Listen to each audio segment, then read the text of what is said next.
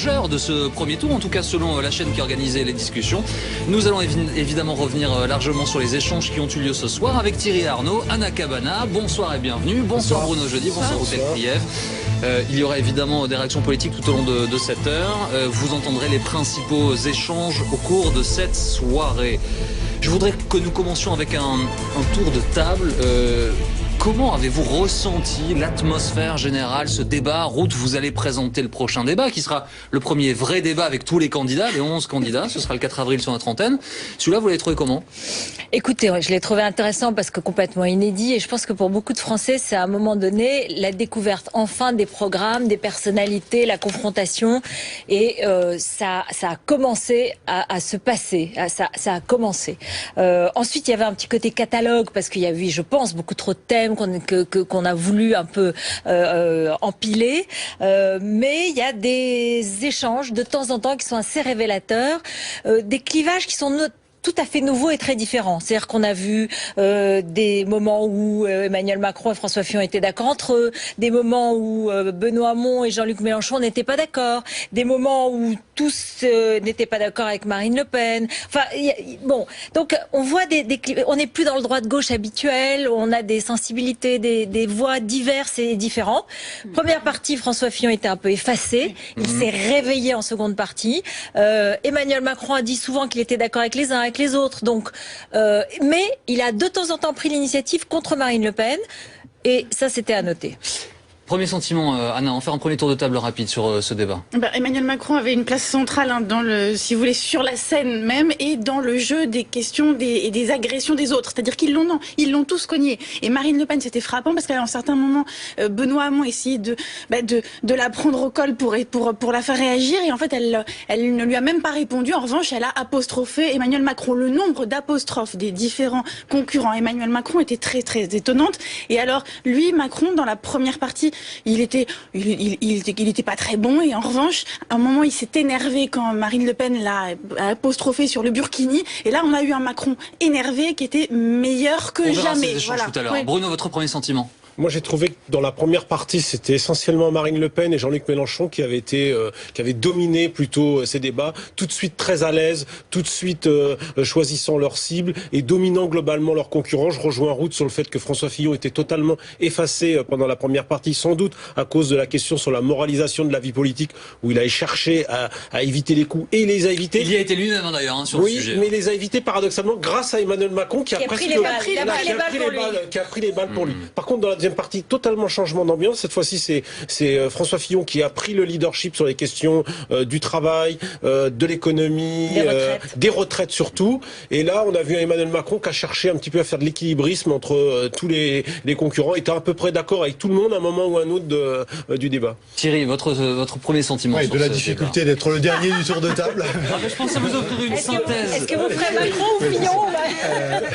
Êtes-vous d'accord un peu avec je suis d'accord avec Bruno, notamment sur le fait qu'il y a eu vraiment des parties très différentes du débat. Effectivement, avec au début Marine Le Pen très à l'aise, Jean-Luc Mélenchon plutôt effectivement aussi à son affaire, assez brillant. Un très mauvais début, j'ai trouvé, d'Emmanuel Macron. Un François Fillon très effacé, tendu. Et finalement, on a eu le sentiment que lorsqu'il s'est rendu compte que la partie affaire avait été évacuée sans que finalement on vienne beaucoup le chercher là-dessus et qu'il ait à s'en défendre et que ça le place en situation d'accuser ou d'avoir à se justifier. Finalement, il s'est libéré et il a offert une deuxième partie beaucoup plus efficace sur les questions économiques. Et quand on a abordé les sujets économiques et sociaux, en revanche, on a vu Marine Le Pen, à mon sens, un peu plus dans la difficulté pour justifier son programme. J'ajoute que sur la partie économique et sociale, elle a été un peu particulière en cela que on a vu un empilement de promesses dont personne n'a expliqué véritablement comment elles allaient être financées et payées. Ça, c'était quand même un vrai sujet. Il y a encore beaucoup de questions à poser, Ruth. C'est très bien pour ce premier vrai débat avec tous les candidats sur notre antenne le 4 avril. Mais trop de sujets. Ça, c'est ce que disait Ruth au début. Nous allons écouter les 5 protagonistes de cette soirée avec leurs propos liminaires. C'est souvent un moment intéressant d'observer comment ils se sentent à cette prise d'antenne, d'observer les mots qu'ils choisissent. Pied ou contre-pied d'ailleurs, il y a eu de tout. Voici ce propos liminaire résumé. Je serai le président qui libérera les Français de la bureaucratie, qui libérera les Français de l'excès de réglementation, d'impôts qui les empêchent d'aller au bout de leurs rêves, d'aller au bout de leurs projets et qui les bloquent dans leur vie. Je serai le dernier président de la Ve République, car sitôt élu, je convoquerai une assemblée constituante et c'est elle qui redéfinira la totalité des règles de notre démocratie. Le projet que je porte, c'est d'abord un projet d'alternance profonde. C'est un projet juste, un projet efficace, un projet porteur d'espoir. Je veux être la présidente de la République française qui respecte à nouveau l'article 5 de la Constitution qui fait du président de la République le garant de l'indépendance nationale et de l'intégrité du territoire. Je voudrais m'adresser à vous et vous poser cette question. Quel peuple voulons-nous être? Belliqueux ou fraternel? Soucieux du monde que nous laisserons à nos enfants ou obsédés par les profits de court terme? Ce moment est nécessairement très intéressant en route parce qu'il y a vraisemblablement une de ces 5 personnes qui sera le président. Et ils étaient tous vraiment... Vous dire cela. Nous aurons un débat avec 11 candidats. C'est à ce moment-là que vous pourrez dire cela. Vraisemblablement. Jean-Baptiste, non, ils étaient chacun dans leur style vraiment en route. Hein. Ils étaient chacun mais c'est effectivement leur définition. Et d'ailleurs, Benoît Hamon, de ce point de vue-là, a fait une introduction qui était plutôt habile puisqu'il a dit... c'est un de ses refrains, c'est-à-dire je ne suis pas l'homme providentiel, le président ne doit pas être l'homme providentiel, c'est quel peuple voulons-nous être et je serai l'homme de ce peuple-là que vous voulez être. Bon, c'est un peu un artifice, mais enfin ça fait partie de la rhétorique politique. Donc cette définition, on voit bien effectivement, et notamment Marine Le Pen là, marque des points lorsqu'elle se place comme la présidente qui veut être la présidente des Français, un point c'est tout, et qu'elle invoque l'article 5 de la Constitution. Donc effectivement, je suis d'accord avec Thierry, c'est vrai que dans la première partie, Marine Le Pen déroule. Ce qui était intéressant, c'était de voir si elle allait être contrecarrée, et elle l'a été à plusieurs reprises avec un certain succès par à la fois François Fillon ou Emmanuel. Oui, bien sûr, je suis d'accord. Mais à la fois Emmanuel Macron ou François Fillon, Jean-Luc Mélenchon a été le premier qui régulièrement est allé au contact, comme on dit. Benoît Hamon aussi.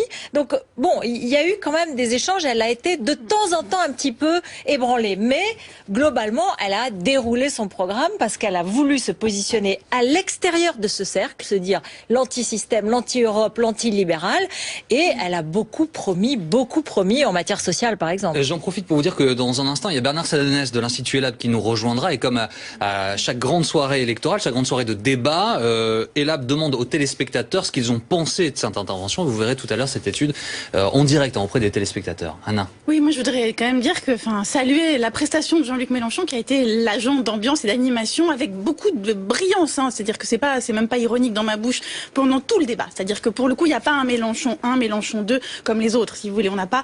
Il a été bon du début à la fin et on lui doit la meilleure réplique. Ça donne à côté de vous. Thierry Arnaud qui n'est pas complètement d'accord avec vous. On lui doit la meilleure réplique de la soirée. Quand vous savez dans le débat entre eux, quand Benoît Hamon essaie de prendre au col Emmanuel Macron sur le terrain des lobbies qui financent la campagne, etc.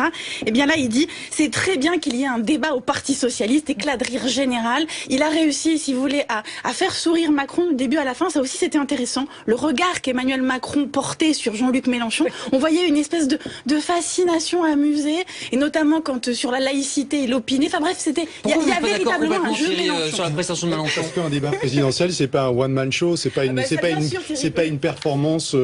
Voilà, le but c'est qui est-ce qu'on choisit pour diriger le pays. Et autant il est un orateur brillant, il a le sens de la répartie, de la formule, de l'invective parfois. Autant quand les discussions sont devenues très programmatiques, particulièrement en matière économique, on adhère ou on n'adhère pas à ce que dit Jean-Luc Mélenchon. Mais enfin, c'est un catalogue de promesses formidables. Je remplis les carnets de commandes, j'investis 100 milliards, tout le monde part à la retraite plus tôt, tout le monde gagne davantage, tous les frais de santé sont remboursés à 100%. C'est merveilleux. Mais sauf qu'il faut quand même aussi un tout petit peu nous expliquer comment tout ça fonctionne et comment tout ça est financé. Excusez-moi, est-ce que je me trompe?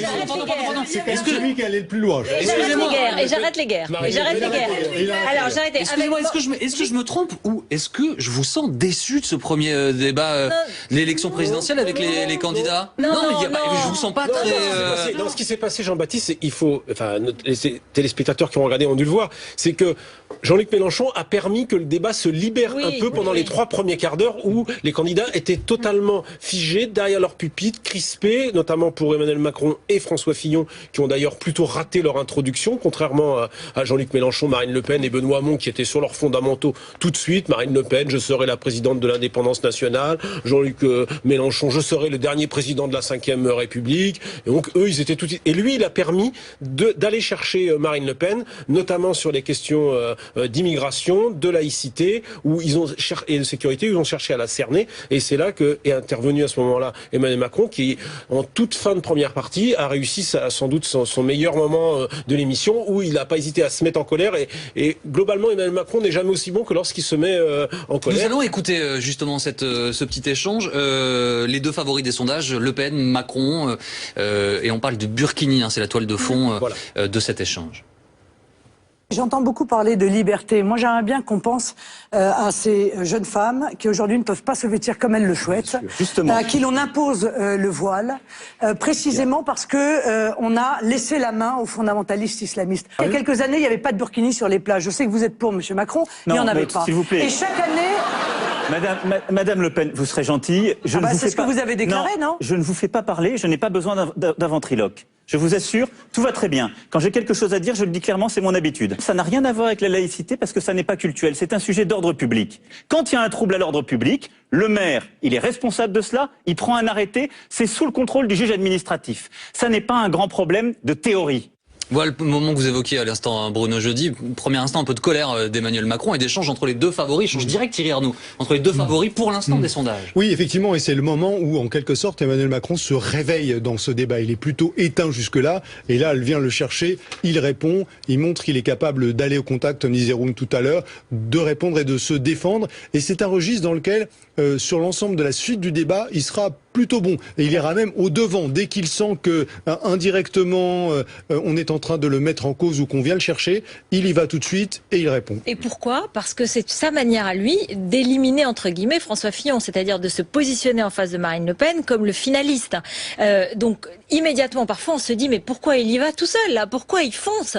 Peut-être que c'est allé trop justement prendre les balles. Non, c'est aussi sa façon de dire c'est moi, c'est moi. Pourquoi? Parce que sinon, au niveau des idées, dans un débat comme cela, c'est compliqué de faire passer.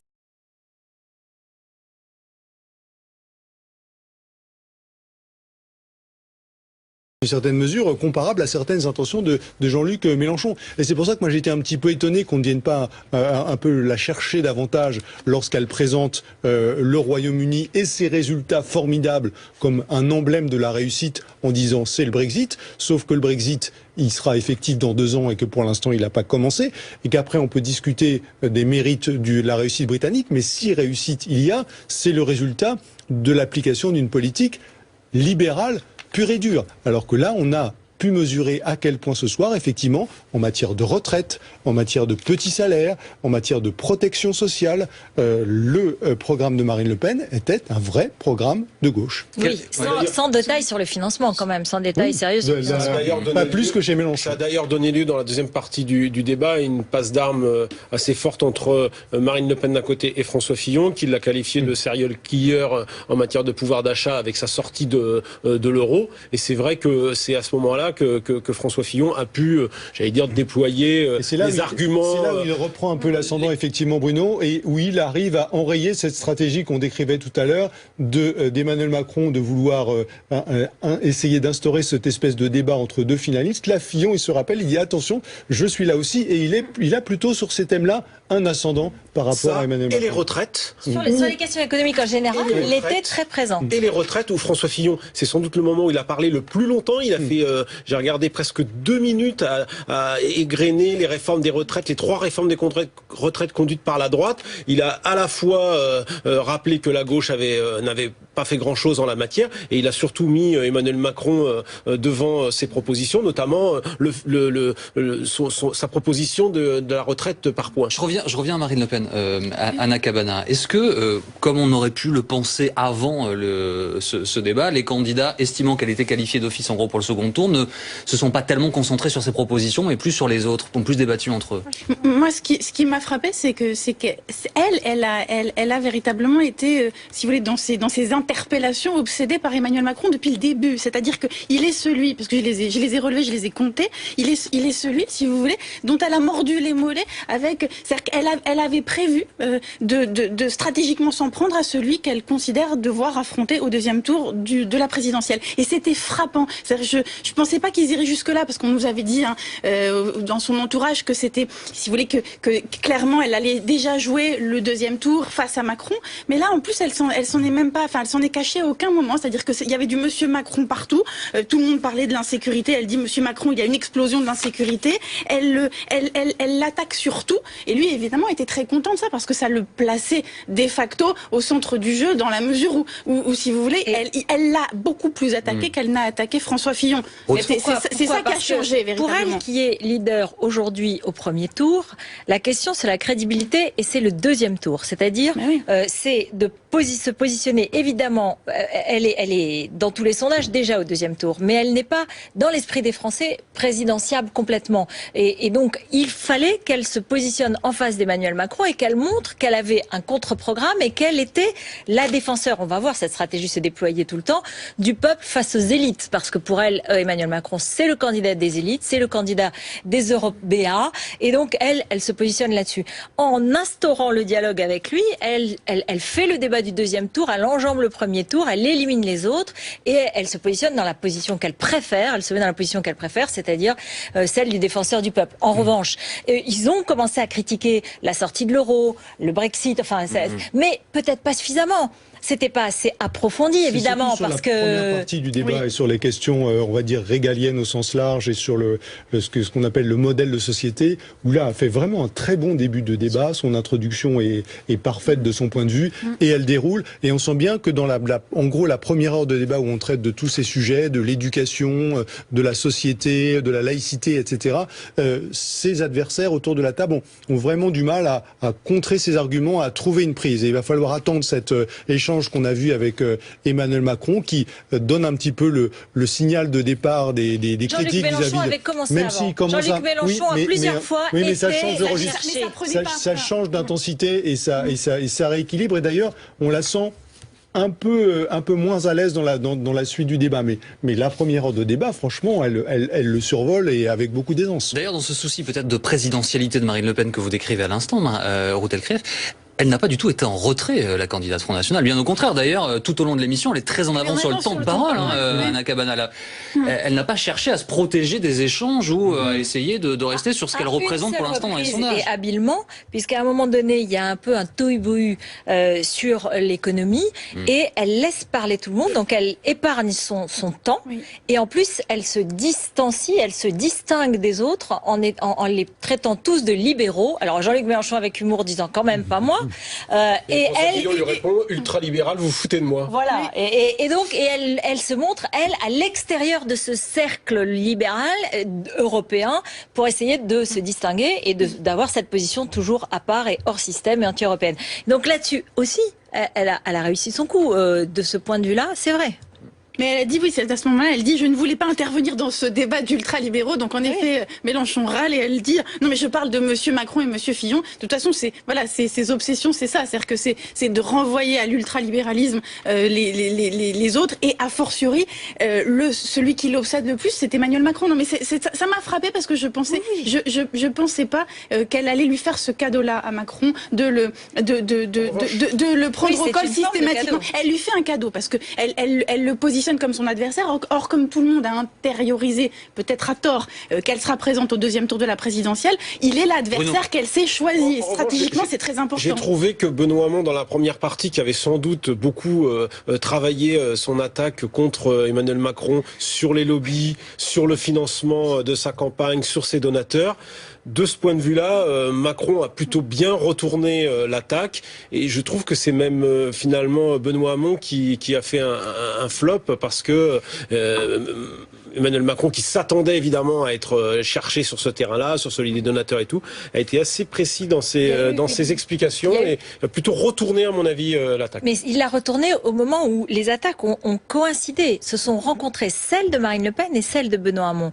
Benoît Hamon mettant un peu, insinuant le doute sur les donateurs, sur les groupes de pression, sur les lobbies dont il pourrait être victime, et Marine Le Pen de la même façon quelques temps plus tard. Et là, Emmanuel Macron a répondu avec beaucoup de virulence en disant mais si vous avez des attaques précises, il faut les porter devant la justice. Si c'est grave, eh bien vous allez devant la justice et vous m'accusez. Là, pour le moment, ce sont des insinuations. En creux, elle-même de ne pas se présenter devant les juges. Exactement. Donc là, il a retourné. Mais ce qui est vrai, c'est qu'il y a eu une convergence à un moment donné des attaques contre les supposés conflits d'intérêts que pourrait avoir Emmanuel Macron avec ses donateurs, avec les groupes industriels. Alors qu'il y a eu ces attaques au sujet de François Fillon. Alors voilà, c'est ça. C'était la grande surprise de cette première partie, c'est que François Fillon a totalement été. Alors, il les a plutôt évités qu'épargnés. Je ne pense pas qu'il ait. Personne n'est venu chercher. Il n'a pas été relancé sur la question de sa mise en examen.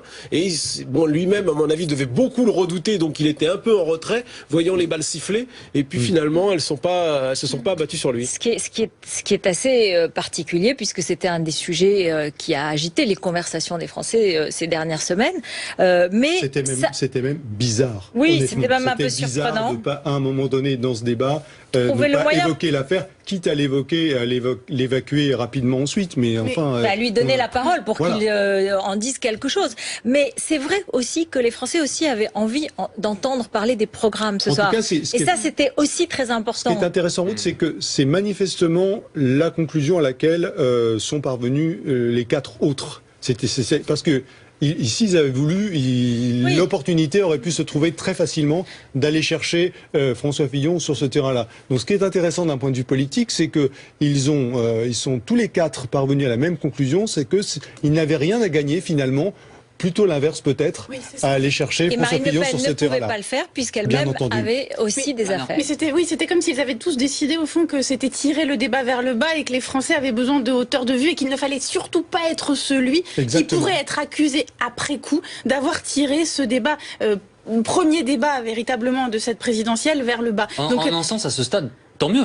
Ah non, mais attendez, très bien, je veux dire, mais c'est vrai qu'il y avait quelque chose d'un peu singulier dans le fait que ce ne soit à aucun moment que la verbalisation même de cette question ne soit faite par personne. C'est-à-dire que c'était